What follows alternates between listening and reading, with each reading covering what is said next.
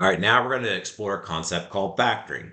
Now, before I factor, the first thing I want to do, if I can, is I want to get these from highest power to lowest power. This is kind of written out of order. I don't like the order this is written in, so I'm going to rewrite this. I'm going to put the negative 10x squared first plus 5x, okay?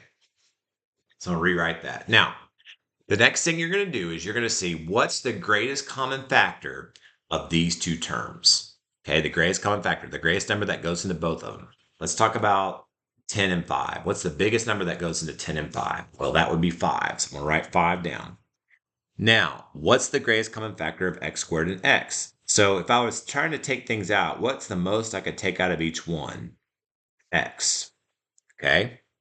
Now, so I'm going to write down that greatest common factor. And I'm going to put a parenthesis after that. Okay. Now, next, the rule is when I'm factoring out a greatest common factor, if my leading coefficient, my number in front of the highest power right here, if the leading term is negative, I have to take out a negative. And what I'm basically doing, by the way, is I'm undoing the distributive property. So I'm undoing the work we've talked about the last couple of lessons. And so when you do the distributive property, you multiply, but I'm going backwards. So I'm doing the opposite of distributive property. So I'm going to divide. So I'm going to divide each of these two terms by this term and write down that answer in this parenthesis here. So what's negative 10 divided by negative 5? 2. I had two x's, took one out, so one's left. What's 5 divided by negative 5? Negative 1. I had an x, took it out, so none are left. And so this is my solution. This is called factoring out the greatest common factor, factoring out the GCF, okay?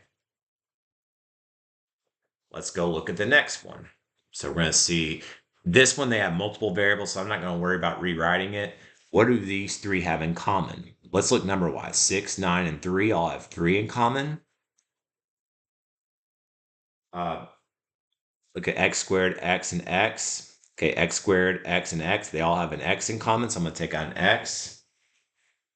Okay, and then y squared and y, what's the greatest common factor there? It'd be y, so I'm going to take out a y.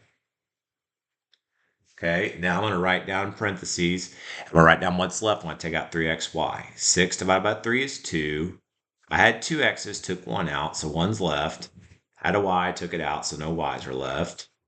9 divided by 3 is 3. Had an x, took it out, so no x's are left. Had two y's, took one out, so one's left. 3 divided by 3 is 1.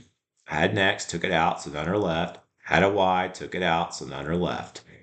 So this is my solution. Now, when you get to more advanced factoring, then you have to see if there's anything I can do with that. And now there's nothing I can do with that. But your first step with factoring is always to try to factor out the greatest common factor.